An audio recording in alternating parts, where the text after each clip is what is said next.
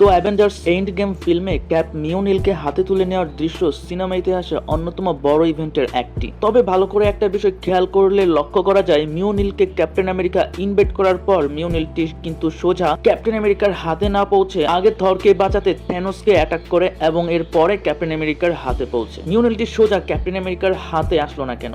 যেহেতু মিওনিল নিজে চিন্তা করে এবং তার জন্য কেউ ভর্তি তা নির্বাচন করতে পারে, সো এটা পরিষ্কার মিওনিল থরকে বাঁচাতে শুধু একটি ইনভাইটেশনের অপেক্ষায় ছিল। তাহলে বলা যায় ক্যাপ্টেনের মিওনিলকে হাতে তুলে নেওয়ার ক্ষেত্রে থর পরোক্ষভাবে জড়িত। অন্যদিকে স্পাইডারম্যানের কত ডিফারেন্ট পাওয়ার আমরা মুভিতে লক্ষ্য করেছি, তবে স্পাইডারম্যান 2 ফিল্মে একটি বিশেষ পাওয়ার লক্ষ্য করা যায়। ট্রেন ফাইট সিনে ডক্টর অক্টোপাস ট্রেনের গতি বাড়িয়ে নিজে সরে আসে। ঠিক সেই সময় স্পাইডারম্যান তার মাস্কলেস চোখ দিয়ে প্রায় কয়েকশো মিটার দূরের ব্রেকেট লক্ষ্য করতে পারে, বা বলা যায় রাস্তাটি কত লম্বা সেটা পরিমাপ করতে পেরেছিল অনলি তার ন্যাচারাল চোখের জুম ইউজ করে।